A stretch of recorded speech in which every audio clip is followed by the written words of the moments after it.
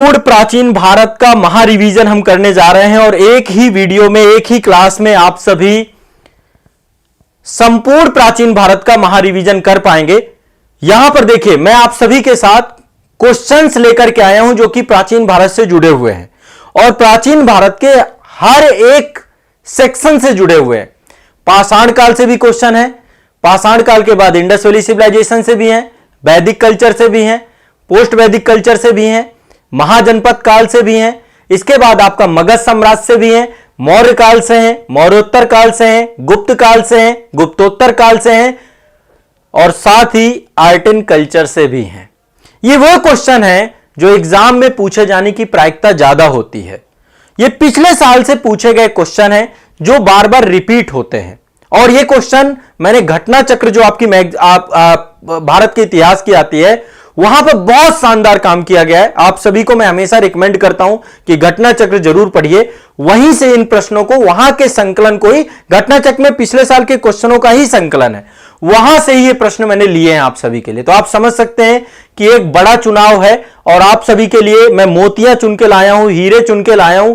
उनके माध्यम से मैं प्रयास करूंगा कि प्राचीन भारत के प्रश्न कैसे हल करें। एग्जाम हॉल पे आपके पास प्रारंभिक परीक्षा के लिए कैसे प्रश्न हल किए जाते हैं, कैसे प्रश्नों को आपको पढ़ना है और पढ़ करके क्वेश्चंस को हल करना, उस टेक्निक को सीख पाएं। तो यहां पर आपका साथ में पूरा का पूरा सहयोग होगा। आप भी कमेंट सेक्शन में क्वेश्चन पढ़ने के बाद उत्तर देने का प्रयास करिएगा क्योंकि ये सारे टॉपिक आप पढ़ चुके होंगे, ठीक है। और मैं बहुत फास्ट आपको बताऊंगा, कुछ एडिशनल इंफॉर्मेशन देनी होगी तो वो भी मैं आपको बताता जाऊंगा, ठीक है। तो ज्यादा नहीं लेंगे, आने वाला 1-1.5 घंटा मेरे साथ देना है। प्राचीन भारत का एक महा रिवीजन आपका हो जाएगा। इंटायर वीडियो से 10 घंटे में आपने डिटेल क्लास कर ली होगी, वहां पे मैंने डिटेल में पढ़ाया है, यहां पे मैंने केवल रिवीजन कराया है, केवल और केवल सिर्फ और सिर्फ रिवीजन कराया है। तो चलिए, महा रिवीजन सीरीज में आप सभी का स्वागत है, मोस्ट वेलकम है। और एक ही क्लास में आज प्राचीन भारत का रिवीजन करने के बाद हम इसको इतिश्री कर देंगे, ठीक है। तो बस शुभारंभ करते हैं सेशन का, ठीक है। मैंने आपके एग्जाम के स्तर के ही प्रश्नों को लिया है जो एग्जाम में पूछे जाएंगे, उन्हीं प्रश्नों को ज्यादातर यहां पे लेने का प्रयास किया है। देखिए, क्वेश्चन आपके सामने है और निश्चित तौर पे देखिए क्वेश्चन आपको दिखेंगे, ऐसा नहीं क्वेश्चन नहीं दिखेंगे, आसानी से दिखेंगे। कई जगह पे क्या होता है कि थोड़ा सा लाइट का बहुत ज्यादा फोकस आ जाता है, इस कारण से दिक्कत होती होगी, बट ओवरऑल आप देख पा रहे होंगे, क्वेश्चन आपको दिख पा रहे होंगे ये, ठीक है। मैं एक बार क्वेश्चन पढ़ूंगा भी आप लोगों को, तो यदि मैं क्वेश्चन पढ़ता हूं तो आप लोग क्वेश्चन को देखते जाइएगा। या फिर आप अपने फोन को जो है थोड़ा सा रेजोल्यूशन बढ़ा लीजिएगा, है ना, बहुत लो रेजोल्यूशन में मत देखिएगा, ठीक है। तो चलिए, क्वेश्चन बहुत सिंपल सा है, मैं पढ़ना चालू करता हूं एक एक क्वेश्चन, आप उत्तर देना चालू करिएगा। एक ही कब्र से 3 मानव कंकाल कहां निकले हैं, ठीक है। यह आपका पाषाण काल से जुड़ा हुआ क्वेश्चन है, पाषाण काल की साइड से जुड़ा हुआ क्वेश्चन है। तो इसका सही आंसर जो आपका है बहुत सिंपल सा है, मैं बताता जाता हूं, बहुत ज्यादा खींचेंगे नहीं, लंबा नहीं, फिर बहुत ज्यादा हो जाएगा। देखिए, उत्तर प्रदेश में प्रतापगढ़ जिला है, प्रतापगढ़ जिला में कई सारी साइट है, एक तो सराय नहर राय है, महदहा है, दमदमा है। इन साइटों में लगातार उत्खनन हुआ है, अभी भी उत्खनन चल रहा है यहां पर, और यहां से बहुत सारे मानव समाधान मिले हैं। मानव समाधानों में से बहुत सारे युग्म समाधान मिले हैं जहां पर एक से ज्यादा लोगों को एक साथ दफनाया गया है। कहीं कहीं पर एक साथ 3-3 कंकाल भी मिले हैं, 3-3 मानव कंकाल भी मिले हैं। तो अलग अलग जो है यहां पर कंकाल मिले हैं। तो एक ही कब्र से 3 मानव कंकाल कहां से प्राप्त हुए हैं? बहुत सिंपल सा आंसर है, दमदमा से, ठीक है। बहुत सिंपल सा है, आप लोगों ने इसके बारे में पढ़ा भी होगा, नहीं पढ़ा होगा तो भी आपको यह आंसर अब आपको भूलेगा नहीं, दमदमा से, ठीक है। 3 साइटें मैंने आपको बताई, सराय नहर राय, मैदहा, दमदमा, ठीक है। तो दमदमा में जो लगातार उत्खनन हुआ है वहां पर टोटल 41 समाधान मिले हैं, कितने? 41, और 41 में से एक समाधान ऐसा है जहां पर एक साथ 3 मानव कंकाल मिले, ठीक है। यह ध्यान रखना है। यह देखो, एक क्वेश्चन बड़ा एवरग्रीन क्वेश्चन है और आयोग हमेशा पूछता है इस क्वेश्चन को, लगातार यह क्वेश्चन पूछा जाता है कि भारतीय उपमहाद्वीप में कृषि के प्राचीनतम साक्ष्य कहां से प्राप्त हुए हैं, एग्रीकल्चर के सबसे प्राचीनतम साक्ष्य कहां से प्राप्त हुए हैं। तो इसका देखो, बहुत सिंपल सा आंसर बता रहा हूं। अभी तक मतलब कई जगह पे मेहरगढ़ आंसर आता था, कई जगह पे कोल्डीवा आंसर दिया जाता था, लेकिन अभी नवीनतम खोजों के हिसाब से भारतीय उपमहाद्वीप में एग्रीकल्चर के सबसे प्राचीनतम साक्ष्य कहां मिले हैं? लहुरा देव। कहां मिले हैं? लहुरा देव, ध्यान रखना है, लहुरा देव में मिले हैं। कहां मिले हैं? लहुरा देव में। कहां मिले हैं? लहुरा देव में। रट जाना है, कहां पर है ये? संत कबीर नगर जिला है आपका, है ना, मगहर यहीं पर है, बनारस के बगल में ये संत कबीर नगर जिला, संत कबीर नगर जिला यहां पर है आपका, ये संत कबीर नगर जिला है ना। और यहीं पर आपका लहुरा देव में लगभग यहां पर 5000 बीसी से लेकर 7000 बीसी के जो आपके जो है साक्ष्य प्राप्त हुए हैं। और यहां पे चावल मिला है, क्या मिला है? चावल। अब देखो यहां पर एक चीज ध्यान रखिएगा, पहले एक साइट थी कोल्डिहवा, कोल्डिहवा में भी चावल मिला था, लेकिन यहां पे जो साक्ष्य मिले वो लगभग 6000 बीसी के हैं, 6000 ईसा पूर्व के। तो देखा जाए तो यहां तो 9000 ईसा पूर्व की बात हो रही है, 9000 ईसा पूर्व से 7000 ईसा पूर्व के आसपास मिले हैं चावल के साक्ष्य, तो ये सबसे प्राचीनतम हो जाते हैं, ठीक है। इसके बाद मेहरगढ़ भी एक प्राचीनतम बस्ती थी आपकी बलूचिस्तान में, आपको पता है। यहां पर भी, यहां पर जो साक्ष्य मिले हैं कृषि के, यहां पर 7000 ईसा पूर्व है मेहरगढ़ में, और यहां पे गेहूं के साक्ष्य मिले, किसके? गेहूं मिला है यहां से।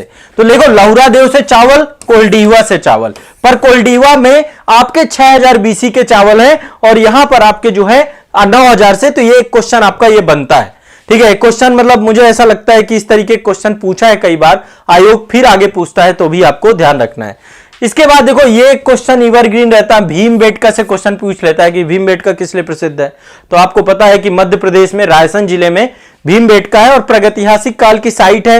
ये मानवीय आवास था, यहां पर मानव आवास करता था। यहां पे बहुत सारे शैल चित्रकला के उदाहरण मिले हैं। क्या मिले हैं? यहां पे शैल चित्र मिले हैं गुफाओं के। क्या मिले हैं? शैल चित्र, ठीक है, गुफाओं के शैल चित्र मिले हैं। और इन गुफाओं में मानव के द्वारा अपने जीवन से जुड़ी हुई बहुत सारी जानकारियों के बारे को पेंटिंग में उकेरा गया है। और जो पेंटिंग बनाई गई है वो सारी की सारी पेंटिंग एक्सरे फॉर्म पे बनाई गई है। हाथी, सांभर, हिरन, इन सब का शिकार करते हुए, सामुदायिक जीवन जीते हुए लगभग यहां पर 700 शरण स्थलियों की पहचान की गई है, और 133 से ज्यादा चित्र यहां पर प्राप्त हुए हैं, ठीक है। तो ये आपको ध्यान रखना है। भीमबेटका एमपी में है, रायसेन जिला में है, और वहां पर जो है मानव का आवास स्थल पाए गए हैं, और मानव के आवास स्थल में सारी चीजें प्राप्त हुई हैं। क्लियर है? स्पष्ट है? कोई दिक्कत नहीं है, सिंपल सा है। इससे क्वेश्चन पूछा जा सकता है, इसलिए आपको इसको भी दिमाग में बैठा के चलना है।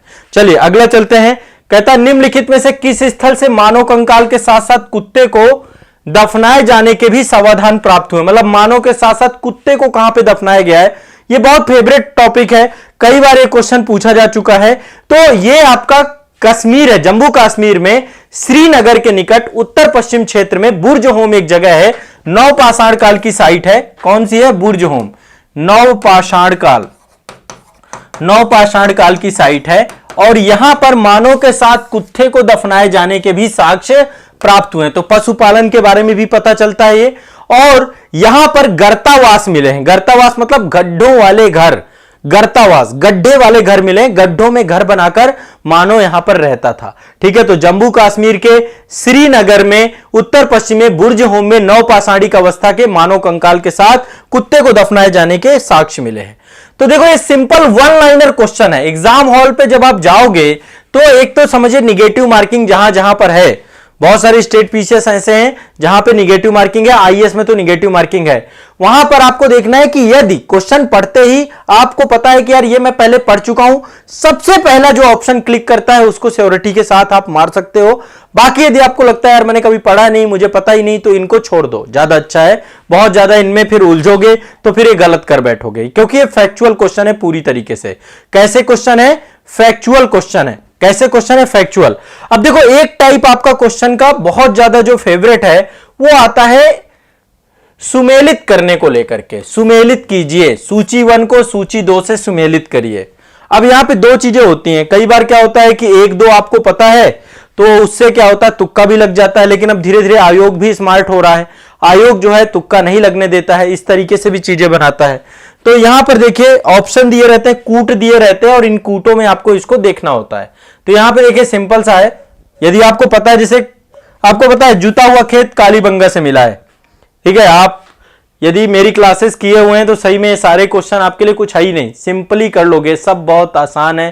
क्लास में मैंने 1000 बार पढ़ाया है, भारत दर्शन के एपिसोड ही देख लोगे, कालीबंगा से मैंने इंडस वैली सिविलाइजेशन पढ़ाया, कर ले जाओगे, ठीक है। अब इसके बाद सी का आपका 4 है, ठीक है। इसके बाद आपका मोहनजोदड़ो जो है, मोहनजोदड़ो से नर्तकी की मूर्ति मिली है, ये दो क्लियर हो गए।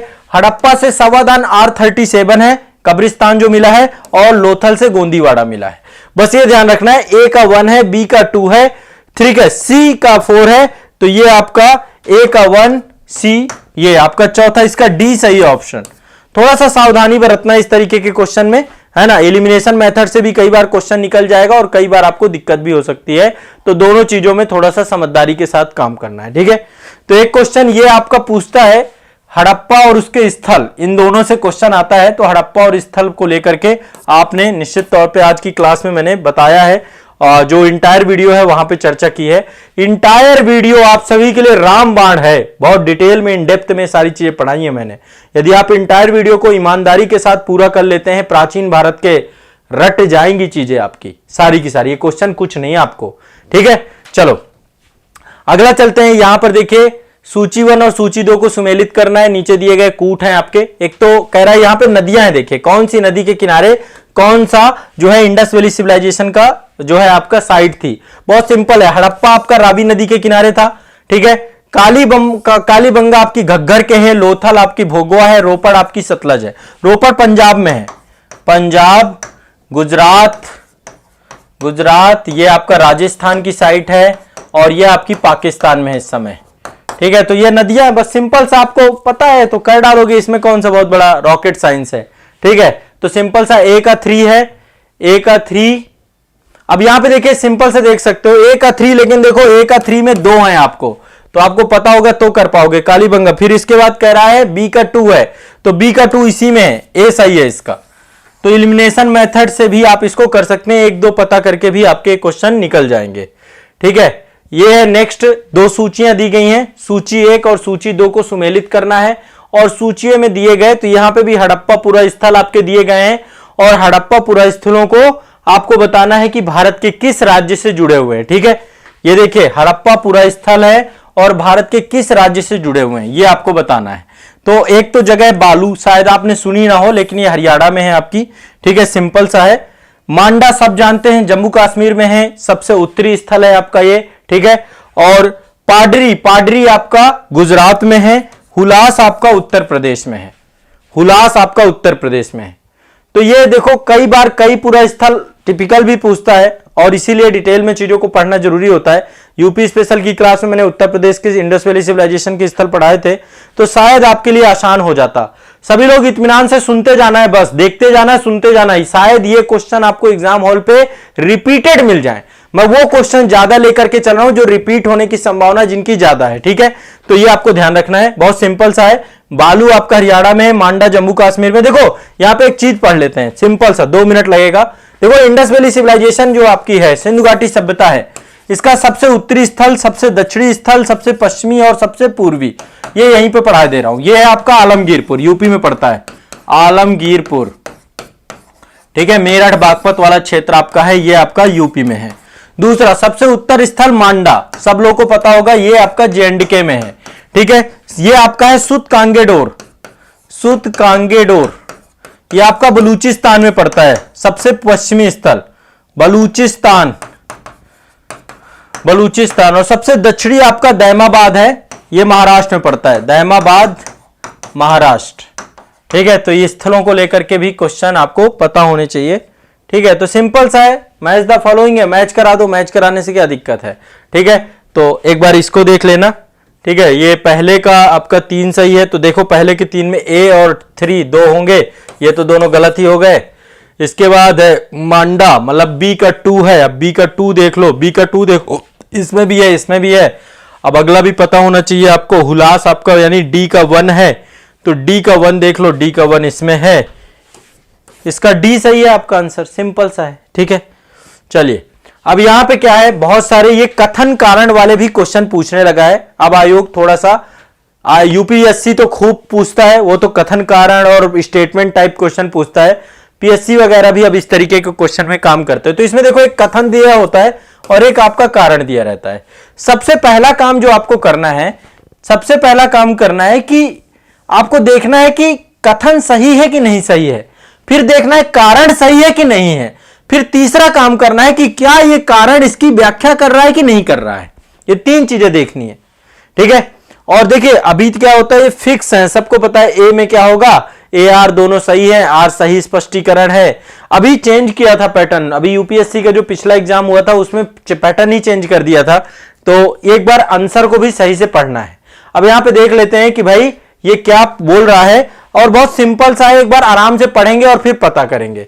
पढ़ेंगे, मोहनजोदड़ो तथा हड़प्पा शहर अब विलुप्त हो गए हैं, सही बात है कि नहीं है बताओ, विलुप्त हो गए तो कथन सही है ये आपका। अब यदि ये सही है तो अब कारण भी देख लेते हैं, खुदाई के दौरान प्रकट हुए थे, ठीक है, खुदाई की गई और सही बात है, राखलदास बनर्जी, दयाराम साहनी ने हड़प्पा और राखलदास बनर्जी ने मोहनजोदड़ो को लेकर के क्या किया है, दोनों की खुदाई की है। तो अब सिंपल से क्या है, बहुत सिंपल है, इसमें बहुत ज्यादा सोचने की जरूरत नहीं है। बताइए, बहुत ज्यादा सोचना है, खुदाई हुई, खुदाई के दौरान ये आपके प्रकट हो गए, तो ये आपका क्या है, विलुप्त हुए और खुदाई के दौरान प्रकट हो गए। लेकिन यहां पे आप खुद सोचिए कि क्या विलुप्त होने का कारण इसमें लिखा हुआ है, विलुप्त होने का कारण नहीं यहां पे लिखा हुआ है। अब देखिए विलुप्त होने का कारण लिखा होना चाहिए ना इसमें, कि क्या कारण था कि ये विलुप्त हो गए, ये नहीं लिखा हुआ है, कोई ना कोई कारण जरूर लिखा होना चाहिए। अब यदि विलुप्त होने का कारण नहीं है तो फिर इतना ज्यादा सोचना नहीं है, आपका क्या हो जाएगा, ये इसका बी सही होगा। ए और आर दोनों सही हैं, लेकिन आर सही स्पष्टीकरण नहीं है, इसका आर सही स्पष्टीकरण नहीं है, यहीं पे ध्यान रखना है आपको, इसी चीज को लेकर चतुरता बरतनी है। अब यहां पे समझिए है क्या, मैटर क्या है। पहले देखिए कारण सही है, बिल्कुल, कथन सही है, कथन सही है, कारण सही है, कारण सही है, पर क्या कारण इसको बता रहा है कि ये विलुप्त क्यों हुए।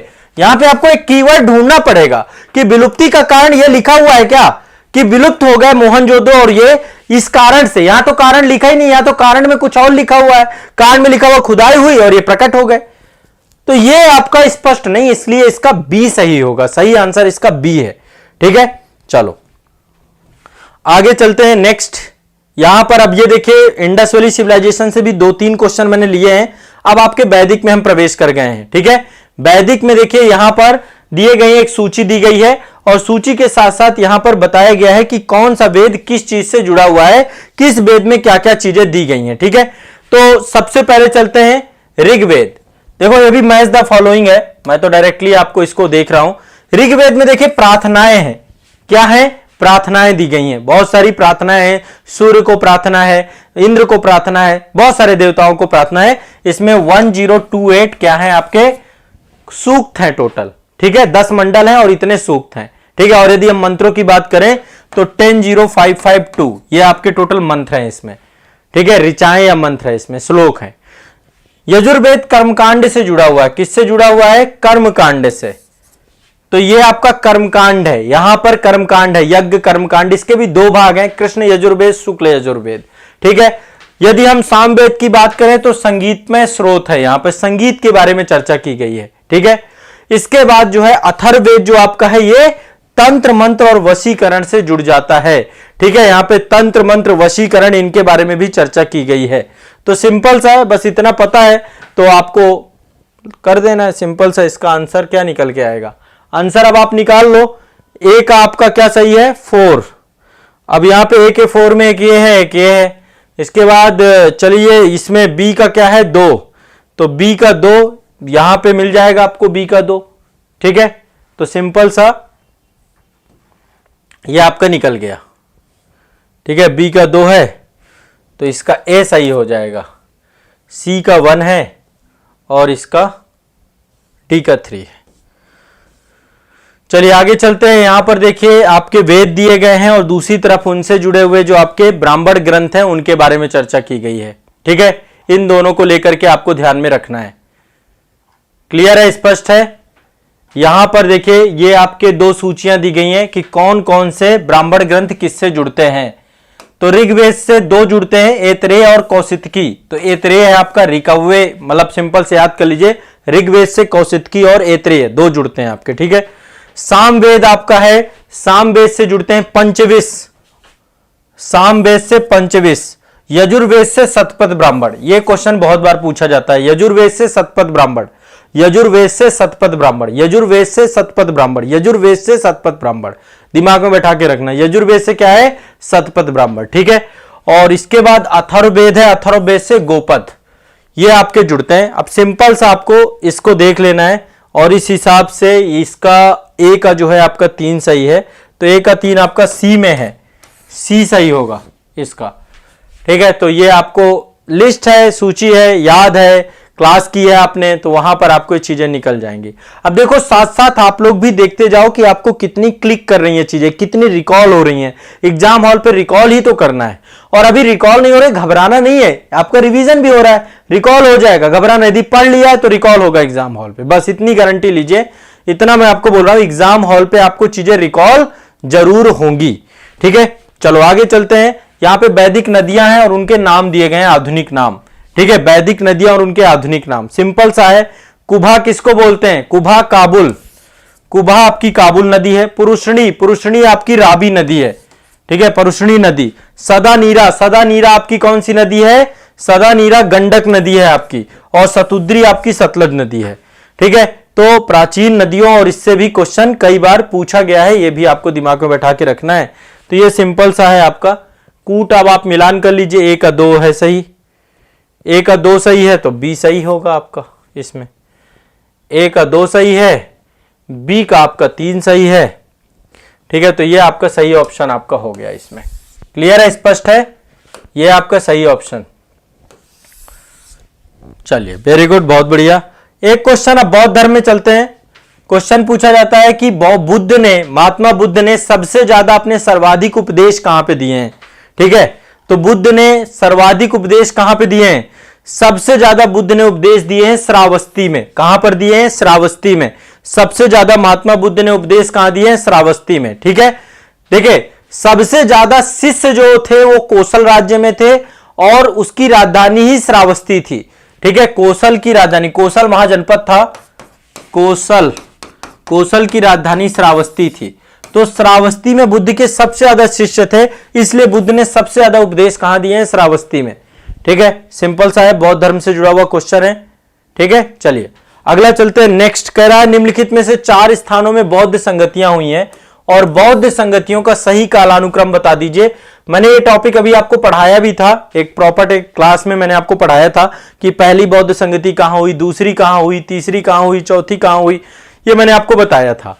तो पहली बौद्ध संगति किसके? मगध नरेश अजातशत्रु। जैसे महात्मा बुद्ध जी का महापरिनिर्वाण होता है, अजातशत्रु के कार्यकाल में राजगृह में पहली बौद्ध संगति हुई। तो सबसे पहले 2 नंबर, सबसे पहले कहां हुई? राजगृह या राजगीर में हुई, सप्तपर्णी गुफा में हुई। उसके 100 साल बाद दूसरी बौद्ध संगति का आयोजन कालाशोक के शासनकाल में किया गया था, और यह वैशाली में किया गया था। तो दूसरे नंबर पे वैशाली यानी कि 1 नंबर। ठीक है, इसके बाद कुंडलवन, ये आपका कश्मीर में चौथी बौद्ध संगति आपकी हुई थी।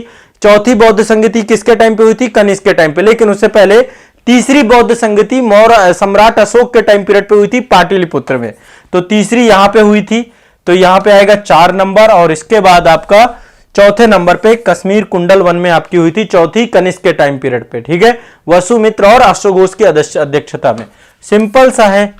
ठीक है, देख लो इसका क्या सही होगा। 31 नहीं गड़बड़, 3143 ये सही है, इसका सही आंसर डी सही है।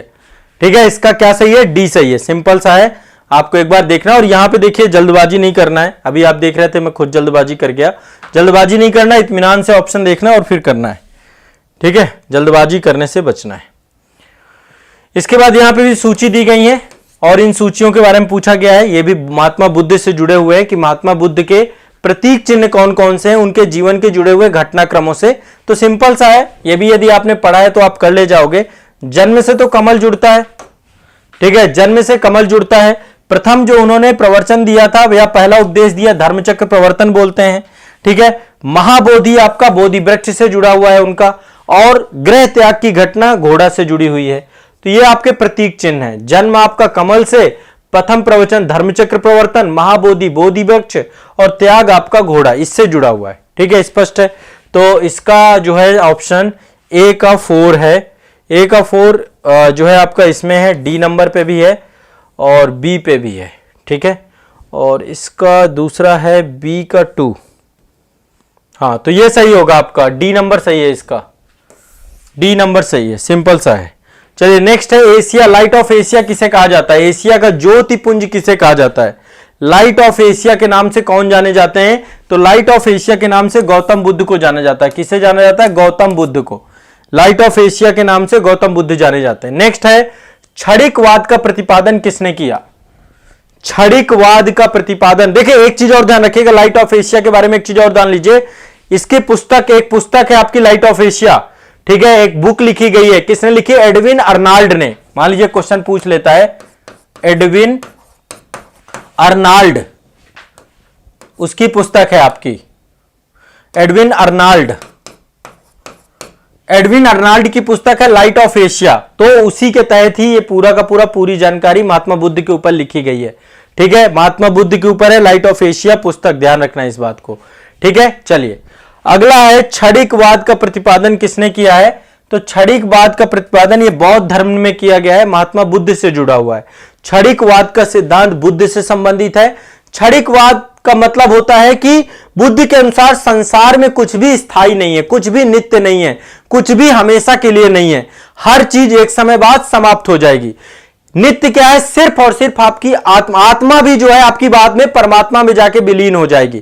तो यह जीवन क्षणिक है, अस्थायी है, इसलिए हमें भौतिक चीजों से बचने का प्रयास करना चाहिए और इसीलिए अपरिग्रह के कॉन्सेप्ट को लेकर के आए थे महात्मा बुद्ध। तो ये भी आपको दिमाग में बैठाना है, ठीक है। तो ये क्षणिकवाद का सिद्धांत बुद्ध से जुड़ा हुआ है। नेक्स्ट है, निम्नलिखित में से कौन सा भावी बुद्ध है जो कि संसार की रक्षा के लिए अवतरित होंगे? इनका नाम है मैत्रेय, आने वाला बुद्ध। ये क्वेश्चन पूछा जा चुका है। बौद्ध मान्यताओं के हिसाब से क्या है? मैत्रेय एक बोधिसत्व है जो पृथ्वी पर भविष्य में आएंगे और बुद्धत्व प्राप्त करेंगे, बुद्धि की तरफ पहुंचेंगे, ज्ञान की तरफ पहुंचेंगे और धर्म की शिक्षा देंगे, ठीक है। तो यह दिमाग में बैठा के रखिएगा। क्लियर है? स्पष्ट है? और मैत्रेय कब आएंगे? जब समाज पूरी तरीके से क्या हो जाएगा? अनाचार बढ़ जाएगा, सुरक्षित हो जाएगा, लोगों की स्थितियां खराब हो जाएंगी, त्राही त्राही मच जाएगा, मानव जीवन में संघर्ष चालू हो जाएगा। तब जो है यदा यदा ही धर्मस्य ग्लानिर्भवति भारत, उसी तरीके से आने वाले बुद्ध का नाम मैत्रेय है। यह भी ध्यान रखिएगा, यह क्वेश्चन भी ध्यान रखना है आपको। एक ये क्वेश्चन भी बहुत पूछा जाता है, पद्म पाणि का चित्र, यह आप लोगों ने देखा होगा, हाथ में जो है कमल लिए हुए एक चित्र बड़ा जो है हमेशा वायरल होता रहता है। तो ये कौन थे आपके? पद्म पाणि कौन थे आपके? ठीक है, पद्म पाणि का चित्र सर्वाधिक कहां पर चित्रकारी? अजंता की गुफाओं में। अजंता की गुफाओं में एक चित्र आप देखेंगे, एक बोधिसत्व का चित्र है ना। और ये पद्म पाणि, हाथ में इन्होंने क्या ले रखा है? पद्म ले रखा है, ठीक है। तो गुफा संख्या 1 में आपका ये चित्र है, अजंता की गुफा संख्या 1 में ये चित्र है आपका, ठीक है। तो इसमें बोधिसत्व पद्म पाणि को राजसी शैली में नीलम जड़ित मुकुट पहने हुए दिखाया गया है और ये जो है आपका उनके दाहिने हाथ पर जो है कमल पुष्प पकड़े हुए दिखाया गया है। नेक्स्ट है, चैत्य और बिहार में क्या अंतर है? ठीक है, ये भी बौद्ध धर्म से जुड़े हुए हैं, इससे भी बहुत सारे क्वेश्चन पूछता रहता है आपके आए दिन। तो चैत्य आपका क्या होता है? पूजा स्थल होता है और बिहार आपका निवास स्थान होता है। ध्यान रखिएगा, ये मैंने अभी करे आर्ट एंड कल्चर के मास्टर वीडियो में भी बताया था। चैत्य पूजा स्थल है, बिहार निवास स्थान है। चैत्य पूजा स्थल है, बिहार निवास स्थान है, ध्यान रखना है। चैत्य पूजा स्थल है, चैत्य का शाब्दिक अर्थ है चिता संबंधित, है ना, यानी 100 दाह के पश्चात बचे हुए अवशेषों को भूमि में गाड़ देना और उनके ऊपर समाधियां बना देना, तो चैत्य और स्तूप के तौर पे इन्हें जाना जाता है, ठीक है। और यहां पर महापुरुषों के अवशेष सुरक्षित रहते हैं। चैत्य उपासना के केंद्र है, ये आपको दिमाग में बैठा के रखना है, ठीक है।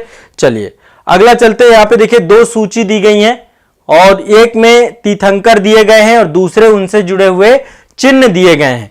तीर्थंकर और उनसे जुड़े हुए चिन्ह दिए गए हैं बहुत सारे। तो ये आपको जो है इससे भी प्रश्न पूछता है। देखिए महावीर स्वामी जो है 24वें तीर्थंकर के तौर पे थे और महावीर स्वामी का जो प्रतीक है वो सिंह है आपका, ठीक है। एक तो ये आपको ध्यान रहना चाहिए। दूसरा पार्श्वनाथ है, पार्श्वनाथ का सर्प है। ये 2 याद कर लीजिए, 23वें तीर्थंकर है और ये 24वें तीर्थंकर है, ठीक है। ये 2 आपको याद हो जाएंगे। तो अब एक बार इनसे हम देखते हैं। 1 का 3 सही है, ठीक है। 1 का 3 यहां पर ही है, देखिए ये वाला पूरा 1 का 3 है इसमें। तो अब सिंपल सा है, बी का 1 होगा। बी का 1 आदिनाथ का वृषभ है और शांतिनाथ जो है इनका हिरण है, ठीक है। तो पार्श्वनाथ का सर्प है, महावीर जी का सिंह है, आदिनाथ जी का वृषभ है और शांतिनाथ जी का हिरण है, ठीक है, ये आपको ध्यान रखना है, इससे भी क्वेश्चन पूछता है।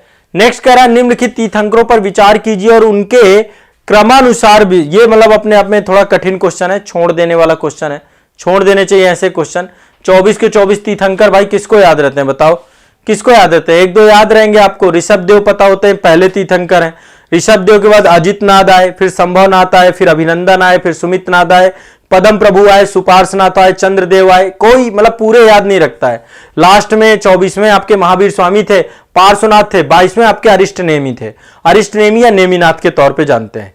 तो यदि आपको पता है कि भाई क्रम क्या है तो आप करेंगे, अन्यथा की स्थिति में ऐसे क्वेश्चनों को छोड़ देंगे, कोई जरूरत नहीं है इनको लेकर के देखने की। ठीक है, तो इनमें से अब जितने भी हैं सब मध्य के हैं, बीच के हैं, कहां पता होता है कि कौन पहले आए कौन बाद में आया। ठीक है, तो कुछ क्वेश्चन आएंगे ऐसे जिसमें से आपको बहुत ज्यादा मेहनत करनी पड़ेगी, ऐसी में मेहनत करने की जरूरत नहीं है। शुरुआत के और उनको आ रहा है तो करिए, नहीं तो कोई जरूरत नहीं है। ठीक है, ध्यान रखिएगा। नेक्स्ट करा है जैन धर्म में पूर्ण ज्ञान के लिए क्या शब्द का प्रयोग किया गया है? तो इसके लिए कैवल्य शब्द प्रयोग किया गया है, कैवल्य का। ठीक है, जिसको भी पूर्ण ज्ञान प्राप्त हो जाता है उसको कैवल्य की प्राप्ति के तौर पे हम मानते हैं। क्या मानते हैं? कैवल्य की प्राप्ति। तो महावीर स्वामी जी ने 12 वर्ष तक कठोर तपस्या की थी, साधना की थी। जंबिक ग्राम रिजुपालिका नदी के तट पर उनको एक साल के वृक्ष के नीचे कैवल्य की प्राप्ति हुई थी, ज्ञान की प्राप्ति 42 साल की अवस्था में। ठीक है, 12 साल तक जो है इन्होंने जो है ज्ञान की प्राप्ति के लिए लगातार जो है इन्होंने तपस्या की थी। ठीक है, ध्यान रखना है। तो कैवल्य का मतलब होता है पूर्ण ज्ञान। नेक्स्ट है त्रिरत्न। त्रिरत्न देखो दोनों में है, जैन धर्म में भी है और बौद्ध धर्म में भी है। ऐसा नहीं त्रिरत्न केवल जैन धर्म में है, बौद्ध धर्म में नहीं है। देखो देखा जाए तो ओवरऑल त्रिरत्न के बारे में जानकारी हमें 3 साधन अवश्य व्यक्ति को करना चाहिए: सम्यक दर्शन, सम्यक ज्ञान, सम्यक चरित्र। सम्यक दर्शन, सम्यक मतलब सही, सही देखना, सम्यक दर्शन, सम्यक ज्ञान, सही ज्ञान और सही चारित्र। सम्यक ज्ञान और सम्यक चरित्र, ये तीरत्न है आपके, बात की गई इसकी जैन धर्म में। लेकिन बौद्ध धर्म में भी तीरत्न की बात की गई है। बौद्ध धर्म में बुद्धम शरणम गच्छामि, धम्मम शरणम गच्छामि, संघम शरणम गच्छामि। तो बुद्ध धर्म और संघ इनको भी तीरत्न कहा गया है। ठीक है, तो बुद्ध और जैन दोनों में जो है आपका तीरत्न का कॉन्सेप्ट है। ये क्वेश्चन डिबेटफुल है, ये क्वेश्चन आपका गड़बड़ हो जाएगा एग्जाम में, इसको बाहर कर दिया जाएगा। ठीक है, नेक्स्ट है आपका अणुबद्ध सिद्धांत। ठीक है, अणुबद्ध सिद्धांत के बारे में कि अणुबद्ध सिद्धांत क्या होते हैं। देखिए जैन धर्म में पंच महाव्रत और अणुव्रत दोनों का कॉन्सेप्ट दिया गया है। पहले तो महाव्रत हैं आपके, महाव्रत हैं, महाव्रत। महाव्रत किसके लिए? जो जैन भिक्षु हैं आपके। कौन है? जैन भिक्षु, जैन भिक्षु उनके लिए है आपके। और अणुव्रत किसके लिए? जो गृहस्थ हैं, गृहस्थ, गृहस्थ के लिए अणुव्रत हैं। ये थोड़ा सा आसान है, ये आपके बहुत कठोर है। क्या महाव्रत हैं जिनको पालन करना पड़ेगा एक बौद्ध भिक्षु को? एक तो अहिंसा है, अहिंसा का पालन करना पड़ेगा, सत्य का पालन करना पड़ेगा, आस्तेय का पालन करना पड़ेगा। सत्य, अहिंसा, आस्तेय, ब्रह्मचर्य और अपरिग्रह। अपरिग्रह, अपरिग्रह और ब्रह्मचर्य, इन सब का पालन करना पड़ेगा। ठीक है, अहिंसा, सत्य, आस्तेय, अपरिग्रह और ब्रह्मचर्य का पालन करना पड़ेगा। तो अणुबद्ध सिद्धांत का प्रतिपादन जो है वो किया गया है किस धर्म में? जैन धर्म में। किसमें किया गया है? जैन धर्म में। ठीक है, और जो अणुव्रत सिद्धांत है ये गृहस्थों के लिए है। इसमें आपका क्या है? अहिंसा अणुव्रत है, अहिंसा अणुव्रत, आस्तेय अणुव्रत, सत्य अणुव्रत, अपरिग्रह अणुव्रत और ये ब्रह्मचर्य अणुव्रत। तो ये अणुव्रत आपके जो लोग पारिवारिक जीवन जी रहे हैं, गृहस्थ जीवन जी रहे हैं, उनके लिए है। ठीक है, ये भी आपको दिमाग में बैठा के रखना है। चलिए अगला चलते हैं। नेक्स्ट है अनेकांतवाद। निम्नलिखित में से कौन से सिद्धांत जैन धर्म से संबंधित है? जैन धर्म से संबंधित 2 सिद्धांत है, अनेकांतवाद और स्यादवाद। ठीक है, अनेकांतवाद और स्यादवाद 1 और 4 ये दोनों जुड़े हुए हैं। ठीक है, और इसमें जो है अनेकांत और स्यातवाद के अंतर्गत जो है इस पूरे सिद्धांत की व्याख्या की गई है, पूरे धर्म की। ये मैंने आपको जैनिज्म का जो क्लास पढ़ाया है ऑनलाइन बैच में, वहां पर मैंने इसको डिटेल में डिस्कस किया था कि क्या इसको लेकर के जैन धर्म का कॉन्सेप्ट है। नहीं कह रहा जैन धर्म में प्रथम विभाजन के समय श्वेतांबर संप्रदाय का संस्थापक कौन था? तो जैन धर्म आपको पता है दिगंबर और श्वेतांबर दो में विभाजित है, इसके भी दो ब्रांचेस हैं। देखिए मौर्य काल के दौरान क्या हुआ, मगध में अकाल पड़ गया, भीषण अकाल पड़ा। जब मौर्य काल चल रहा था उसी समय बहुत अकाल पड़ गया। इससे मगध में रहने वाले, मगध मतलब पटना और बिहार वाला क्षेत्र, तो मगध में रहने वाले जितने जैन धर्म के भिक्षु थे वो भद्रबाहु के नेतृत्व में कहां चले गए? दक्षिण भारत में। किसके नेतृत्व में? भद्रबाहु के नेतृत्व में दक्षिण भारत चले गए, ठीक है। और दक्षिण भारत में जाकर के बस गए। लेकिन जब अकाल समाप्त हुआ तो ये वापस आए। जब वापस लौटे तो इनके ऊपर आरोप लगाया गया कि इन्होंने मांसाहार का सेवन किया होगा, जैन के संघ नियमों का इन्होंने क्या क्या अनुपालन नहीं किया, जिस कारण से भद्रबाहु और स्थूल भद्र, ये दो पर्सन थे, दो लीडर थे। एक तो थे आपके स्थूल भद्र, ठीक है, और दूसरे आपके भद्रबाहु। इन दोनों के बीच में मत वैभिन्न हो गया, और मत वैभिन्न होने के कारण से दो आपके वर्ग बन गए, दो क्लास डिवाइडेड हो गए। एक तो आपका बन गया दिगंबर और दूसरा बन गया आपका श्वेतांबर। तो स्थूल भद्र के साथ जो थे आपके वे सारे श्वेतांबर हुए। जो अकाल के समय मगध में ही रहे वो आपके क्या हो गए? ठीक है, तो ये आपको दिमाग में रखना है। सफेद वस्त्र धारण करने वाले हो गए और भद्रबाहु आपके निर्वस्त्र रहने लगे। ये आपके निर्वस्त्र, दिगंबर है आपके निर्वस्त्र रहते हैं, दिगंबर निर्वस्त्र, ठीक है, ये दिमाग में बैठा के रखना है। तो भद्रबाहु और स्थूल भद्र को लेकर के, मतलब इसमें हुआ क्या, चूंकि अकाल पड़ गया था मगध में, तो अकाल के दौरान इन्होंने जो है जैन नियमों को तोड़ दिया, जिस कारण से पूरा का पूरा विभाजन हुआ। तो सिंपल सा क्वेश्चन है, जैन संप्रदाय के प्रथम विभाजन में श्वेतांबर संप्रदाय का कौन था? स्थूल भद्र, ठीक है, स्थूल भद्र के द्वारा लीड किया गया था, दिगंबर को उन्होंने लीड किया था। नयनार कौन है? ठीक है, नयनार और अलवार से भी क्वेश्चन पूछता है, बहुत सिंपल सा है, ठीक है। देखिए आपको पता है पूर्व मध्यकाल में भक्ति भावना का जो एक तरीके से भक्ति आंदोलन जो प्रारंभ हुआ वो दक्षिण भारत में प्रारंभ हुआ। दक्षिण भारत में बहुत सारे संत हुए, शंकराचार्य हुए, फिर रामानुजाचार्य हुए। तो वहां पर अद्वैतवाद, द्वैतवाद, द्वैताद्वैतवाद, विशिष्ट अद्वैतवाद है ना, रामानुजाचार्य के बाद विशिष्ट अद्वैतवाद के बारे में उन्होंने प्रतिपादित किया। तो भक्ति आंदोलन की शुरुआत दक्षिण भारत में हुई, दक्षिण भारत में तमिल भाषी क्षेत्र में हुआ। और यहां पर दो संप्रदाय थे, एक तो अलवार थे, दूसरे नयनार थे। तो अलवार जो थे भगवान विष्णु के उपासक थे, अलवार आपके भगवान विष्णु के उपासक थे, और जो नयनार थे ये शैव के उपासक थे, भगवान शिव के उपासक थे, ठीक है। तो ये आपको ध्यान रखना है, भगवान विष्णु की पूजा करने वाले दक्षिण भारत के संतों को अलवार कहा गया और शिव की उपासना करने वालों को नयनार कहा गया, ठीक है। इन्होंने दोनों ने ईश्वर की प्राप्ति के लिए प्रेम और समर्पण को, मोक्ष के मार्ग के बारे में बताया और जाति प्रथा और इसका कठोरता से विरोध किया, ठीक है, ये ध्यान रखना है। नेक्स्ट है हेलियोडोरस, ठीक है, हेलियोडोरस का बेस नगर अभिलेख, ये किससे जुड़ा हुआ है?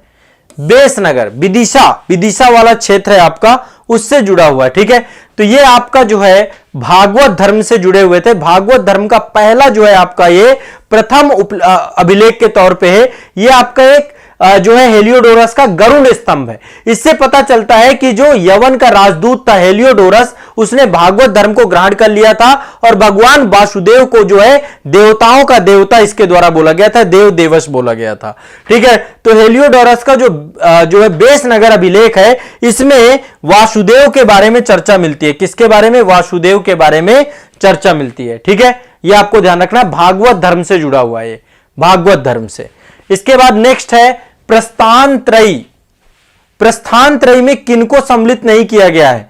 प्रस्थान त्रयी में किनको सम्मिलित नहीं किया गया? ध्यान रखिएगा, उपनिषद, भागवत गीता और ब्रह्मसूत्र, इन तीनों को यदि हम मिला देते हैं तो इनको एक शब्द बोला जाता है प्रस्थान त्रयी, ठीक है।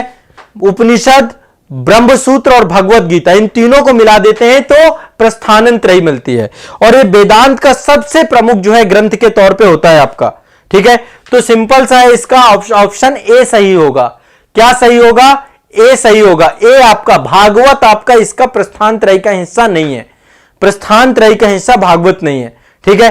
यह भी आपको ध्यान रखना है, इससे भी क्वेश्चन आपको ध्यान में रखना है, आएगा, पूछा जा सकता है। ठीक है, चलिए आगे बढ़ते हैं। नेक्स्ट है पाटलिपुत्र के संस्थापक कौन थे? उदयन। उदयन कौन थे? हर्यक वंश से जुड़े हुए थे। बिंबिसार, अजातशत्रु, फिर उदयन आता है। ठीक है, तो पाटलिपुत्र की स्थापना उदयन ने की। कौन था? अजातशत्रु का उत्तराधिकारी था। गंगा और सोन नदी के किनारे इसने एक किला बनाया और मगध की राजधानी पाटलिपुत्र उसने स्थानांतरित कर ली। पहले राजधानी राजगीर होती थी, राजगृह होती थी, वो राजधानी जो है गंगा नदी के किनारे पटना को, यही पाटलिपुत्र आपका आधुनिक पटना है। ठीक है, फिर यहां पे बहुत सारे वंश हुए। आपका हर्यक वंश के बाद जो है शिशुनाग वंश आया, फिर नंद वंश आया, फिर मौर्य वंश आया, और तब तक ये आपका गुप्त वंश तक राजधानी रहा ये भारत की, पूरे भारत का केंद्र बिंदु बन गया आपका पाटलिपुत्र। ठीक है, यहां पे नेक्स्ट है निम्नलिखित में से प्रारंभिक गणतंत्रों में से कौन सा गणतंत्र नहीं है? देखिए आपको पता है 16 महाजनपद जब थे तब गणतंत्र भी थे। ठीक है, महात्मा बुद्ध के समय पे भारत में टोटल 8 प्रमुख गणतंत्रों के बारे में जानकारी मिलती है। 8 से ज्यादा भी गणतंत्र थे, लेकिन मुख्य 8 कौन कौन से? कपिलवस्तु के शाक्य, सुम सुमारगिरी के भग्ग, अलकप्प के बुली, केशपुत्र के कलाम, रामग्राम के कोलिये, कुशीनारा के मल्ल, पावा के मल्ल, पिपली वन के मौर्य, वैशाली के लिच्छवी और मिथिला के विदेह। ये टोटल 10 हो गए आपके। ठीक है, तो एक बार फिर से मैं बता रहा हूं, कपिलवस्तु के शाक्य, यहीं से महात्मा बुद्ध जुड़े हुए थे। सुम सुमारगिरी के भग्ग, भग्ग केवल याद रखिए। अलकप्प के बुली, बुली याद रखिए। केशपुत्र के कलाम, कलाम याद रखिए। रामग्राम के कोलिये, कोलिये याद रखिए। कुशीनारा के मल्ल, पावा के मल्ल। 2 मल्ल थे, कुशीनारा के मल्ल अलग है, पावा के मल्ल अलग है। पावा के जो मल्ल है वहां पर जो महावीर स्वामी है उनका जो है महापरिनिर्वाण हुआ है, और कुशीनारा के मल्ल पे भगवान बुद्ध का जो है महापरिनिर्वाण हुआ अपने जीवन का अंतिम समय। तो कुशीनारा के मल्ल, पावा के मल्ल, पिपली वन के मौर्य, वैशाली के लिच्छवी, मिथिला के विद्रोह। ठीक है, तो यहां पर कह रहा है निम्नलिखित में से प्रारंभिक गणतंत्र कौन नहीं है? तो आपको शाक्य भी है, लिच्छवी भी है। ठीक है, और यौधेय, देखो यौधेय के बारे में भी जानकारी मिलती है कि यौधेय भारत का पहला गणतंत्र था। किसमें जानकारी मिलती है? पाणिनि के द्वारा एक पुस्तक लिखी गई है अष्टाध्यायी, तो उसमें आपको पाणिनि की पुस्तक में जानकारी मिलती है कि यौधेय भारत का पहला जो है आपका क्या था।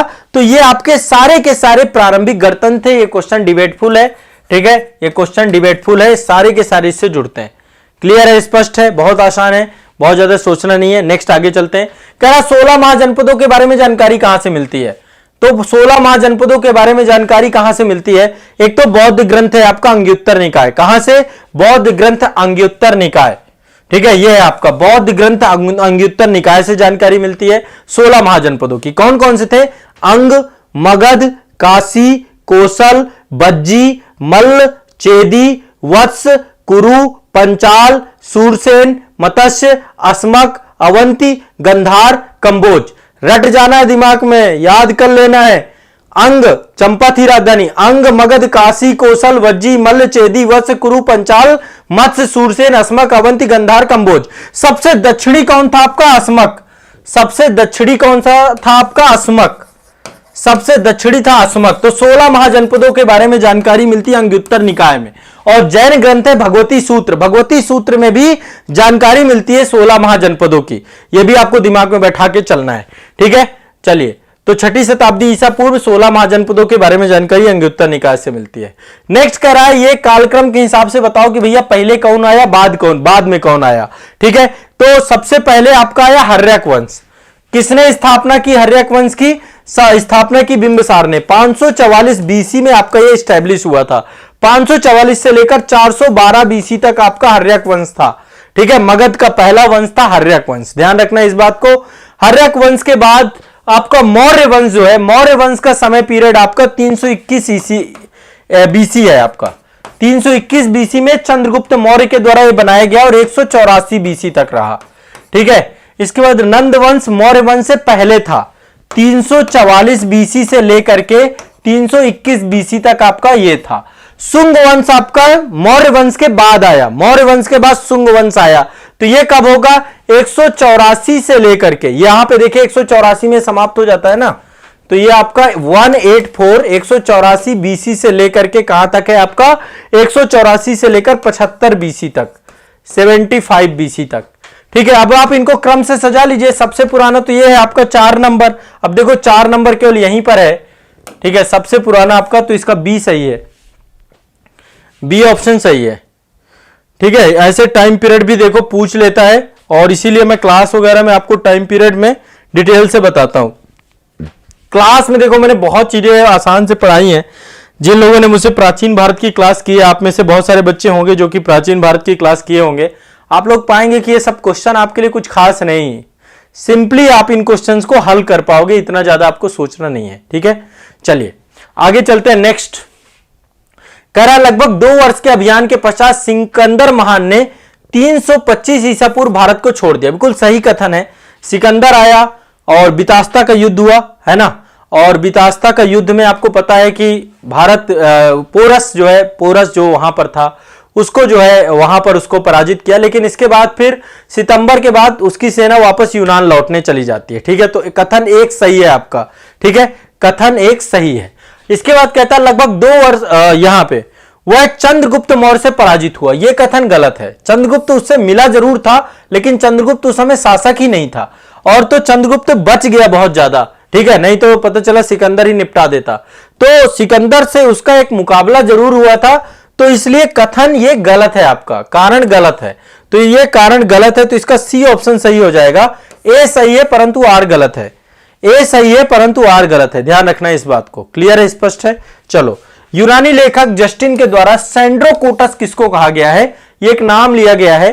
तो सैंड्रोकोटस शब्द मिलता है चंद्रगुप्त मौर्य के लिए। किसके लिए? चंद्रगुप्त मौर्य के लिए। ठीक है, युरा जो विदेशी है, आप सोचे देखिए कितना स्टैंडर्ड नाम दे दिया है ये, है ना।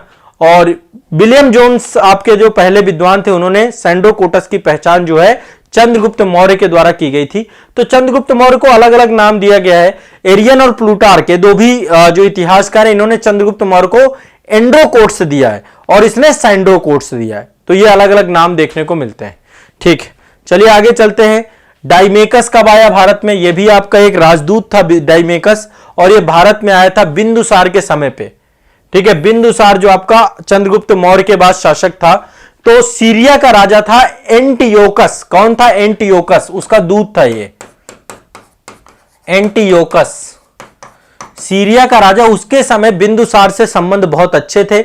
उसने डाइमेकस को अपना राजदूत बनाकर, अपना डिप्लोमेट बनाकर के बिंदुसार की राजसभा में भेजा था, और यह आपके मेगास्थनीज के स्थान पे आया था। इससे पहले मेगास्थनीज था आपका, मेगास्थनीज चंद्रगुप्त मौर्य के दरबार में था। मेगास्थनीज आया था चंद्रगुप्त मौर्य। इसकी पुस्तक है इंडिका। ये भी आपको इस मौर्य काल के बारे में प्रकाश डालती है पुस्तक। और एंटियोकस के द्वारा डाइमेकस को भेजा गया बिंदुसार की सभा में। ठीक है, ये भी दिमाग में बैठा के रखना है। ठीक है, अब एक क्वेश्चन पूछता है, अगला क्वेश्चन है आपका, निम्नलिखित में से किस मौर्य राजा ने दक्कन की विजय प्राप्ति की? देखो, 3 मौर्य राजाओं की बात ज्यादा की जाती है। सबसे पहला है आपका चंद्रगुप्त, इसकी बड़ी चर्चा होती है। दूसरा बिंदुसार दूसरे नंबर पे, और तीसरा अशोक। तो अब ये 3 शासकों के बारे में बहुत चर्चा रहती है। अब दक्षिण भारत किसने जीता, ये एक बड़ा प्रश्न है कि भाई दक्षिण भारत किसने जीता होगा। देखो, अशोक ने केवल एक युद्ध लड़ा है, वो है कलिंग का युद्ध। कलिंग को जीतने के बाद उसने क्या किया है, अपनी पूरी नीति ही त्याग दी है। उसके बाद उसने दक्षिण भारत का कहीं पर भी उसने अपने आप को, अपने अभियान को बढ़ाने की जगह उसने युद्ध नीति को छोड़ करके धम्म नीति प्रारंभ कर दी है। तो ऐसे में यह जानकारी मिलती है कि चंद्रगुप्त मौर्य ही वो शासक रहा होगा जिसने दक्षिण भारत में अभियान किया होगा। ठीक है, तो इसका सही ऑप्शन चंद्रगुप्त मौर्य है। चंद्रगुप्त मौर्य है, ध्यान रखिएगा। इसका सही ऑप्शन क्या है? चंद्रगुप्त मौर्य, क्योंकि अशोक के द्वारा केवल कलिंग, उड़ीसा वाले क्षेत्र में पूरा का पूरा अभियान किया गया था। अगला है राजूक। राजूक कौन थे? ये अधिकारी थे आपके, और ये अधिकारियों को अशोक के द्वारा स्थापित किया गया था। अशोक के द्वारा इनकी नियुक्ति की गई थी, और इनके पास राजस्व और न्यायिक दोनों प्रकार की पावर थी। ये आधुनिक डीएम की तरह थे। जैसे अभी डिस्ट्रिक्ट मजिस्ट्रेट का पोस्ट होता है ना, वैसे जिलाधिकारी के तौर पे अशोक के टाइम पीरियड पे इनको क्या किया गया, मौर्य शासन के अधिकारी हैं राजूक। तो ये भी आपको ध्यान रखना है। ठीक है, और ये आपको इसके बारे में पूरी जानकारी चौथे स्तंभ लेख में अशोक देता है, बताता है कि मैंने जिस प्रकार से कोई माता पिता अपने बच्चे को किसी जो है धात्री के हाथों में दे देता है, उसी प्रकार से मैंने अपने ग्रामीण जनता को राजूकों के हाथ में दे दिया है। राजूक जो है, तो राजूक आपके आधुनिक जिलाधिकारी की तरह इनके पास पावर होती थी, और ये तो अशोक के टाइम पीरियड पे एक बड़े अधिकारी के तौर पे थे। ठीक है, नेक्स्ट है अशोक के शिलालेखों में प्रयुक्त भाषा कौन सी है? तो यहां पर देखिए दोनों प्रकार की भाषा प्रयोग की गई है, प्राकृत भी की गई है, खरोष्टी भाषा का भी प्रयोग किया गया है। ठीक है, उसके कुछ अभिलेख ऐसे हैं जो कि खरोष्टी भाषा में भी है। मैंने अशोक के अभिलेख बताए हैं आपको। ठीक है, सहबाजगढ़ी का अभिलेख और मानसेहरा का अभिलेख, ये दो अभिलेखों की लिपि आपकी किसमें है? खरोष्टी में। ठीक है, बाकी के अभिलेख आपके ब्राह्मी लिपि और प्राकृत भाषा में है, ब्राह्मी लिपि और प्राकृत भाषा में है। ठीक है, तो इसका सही आंसर आपका प्राकृत। ठीक है, भाषा कौन सी है? प्राकृत। लिपि कौन सी है? ब्राह्मी। दो आपके जो ध्यान रखना है, दो आपके कौन से हैं? सहबाजगढ़ी और मानसेहरा। सहबाजगढ़ी, देखो अशोक के अभिलेखों को तीन भागों में बांटते हैं, पहला शिलालेख, दूसरा स्तंभलेख, तीसरा गुहालेख। शिलालेख, स्तंभलेख, गुहालेख, शिलालेख, स्तंभलेख, गुहालेख, शिलालेख, स्तंभलेख, गुहालेख। ध्यान रखना इस बात को। ठीक है, तो इसमें से जो आपके जो विभिन्न शिलालेख हैं वो 8 स्थानों में पाए गए। 14 शिलालेख हैं इसके, 14 शिलालेख सहबाजगढ़ी में, मानसेहरा में, कलसी में, गिरनार में, धौली में, जौगढ़ में, एर्रागुड़ी में, सोपारा में। ये मैंने एक प्रॉपर एक क्लास में बताया था। इसमें मानसेहरा और सहबाजगढ़ी के खरोष्टी भाषा में, जो कि अरमाइक लिपि से प्रभावित हैं आपके। ठीक है, ये दिमाग में बैठा के चलिएगा। तो अशोक के ज्यादातर अभिलेख प्राकृत भाषा में है और इनमें ब्राह्मी लिपि का प्रयोग किया गया है, ध्यान रखिएगा इसमें। ठीक है, नेक्स्ट है, निम्नलिखित में से किस एक अभिलेख में अशोक के व्यक्तिगत नाम का उल्लेख किया गया है? अशोक का व्यक्तिगत नाम कहां पर है? कहां पर व्यक्तिगत नाम दिया गया अशोक का? तो व्यक्तिगत नाम अशोक का है रुम्मनदेही अभिलेख में। कहां पर है? रुम्मनदेही अभिलेख में अशोक का व्यक्तिगत नाम है। अशोक के इतिहास का बारे में हमें जानकारी कहां से मिलती है? रुम्मनदेही अभिलेख में उसने जो है अपने नाम के बारे में बताया है। ठीक है, तो यह भी आपको ध्यान में रखिएगा उसके। ठीक है, क्लियर है, स्पष्ट है? नहीं, रुम्मनदेही नहीं है। रुम्मनदेही में तो लुम्बिनी की यात्रा है आपकी, मास्की है। यहां पे देखिए 3-4 अभिलेख हैं जिसके बारे में जानकारी मिलती है, मास्की, गुर्जरा, नेतूर और, ठीक है, मास्की, गुर्जरा, ठीक है, मास्की अभिलेख, गुर्जरा अभिलेख, नेतूर अभिलेख, नेतूर अभिलेख, और एक अभिलेख और है जिसका नाम है उडेगोलम, उडेगोलम और मास्की। इन 4 अभिलेखों में अशोक का नाम मिलता है। ठीक है, पियदस्सी के बारे में जानकारी मिलता है। देवा नाम पियदस्सी अपने आप को वो अभिलेखों में चर्चा करता है। ठीक है, देवा नाम पियदस्सी राजा के तौर पे अपने आप को बताता है। ठीक है, तो अशोक के बारे में यह ध्यान रखना, स्पष्ट है। इसके बाद दूसरा है अशोक का रुम्मनदेही अभिलेख। इसका संबंध है बुद्ध के जन्म से। ठीक है, अशोक अपने राज्याभिषेक के 20 साल बाद कहां गया? लुम्बिनी की यात्रा करता है। वहां पे उसने बहुत सारे टैक्स कम कर दिए। ठीक है, लुम्बिनी की यात्रा कब करता है? राज्याभिषेक के 20 साल बाद। ठीक है, और रुम्मनदेही में जाता है। वहां पर बुद्ध की जन्मभूमि होने के कारण से लुम्बिनी ग्राम के भोग को कम कर देता है। तो जो रुम्मनदेही स्तंभ लेख है वो आपका महात्मा बुद्ध के जन्म से जुड़ा हुआ है, लुम्बिनी से जुड़ा हुआ है, लुम्बिनी, लुम्बिनी से जुड़ा हुआ, ध्यान रखिएगा। और यहां पे टैक्स कम कर देता है। टैक्स कितना कर देता है? भू राजस्व 1/6 से घटा करके 1/8 कर देता है। तो टैक्स भी कम कर देता है, ध्यान रखिएगा। ठीक है, और यहां पे भोग कर माफ कर दिया जाता है, विलासिता कर माफ कर दिया जाता है पूरी तरीके से। इसके बाद कलिंग युद्ध के बारे में जानकारी कहां से मिलती है? कलिंग युद्ध की विजय, उसकी क्षतियों का वर्णन अशोक के द्वारा किस शिलालेख में किया गया है? तो सिंपल सा है, इसके लिए 13वां शिलालेख है, रट जाना इस बात को। कलिंग युद्ध के बारे में जानकारी कहां मिलती है? 13वें शिलालेख में। अशोक के राज्यकाल की सबसे बड़ी घटना, अशोक ने युद्ध नीति को त्याग दिया, धम्म नीति को किया।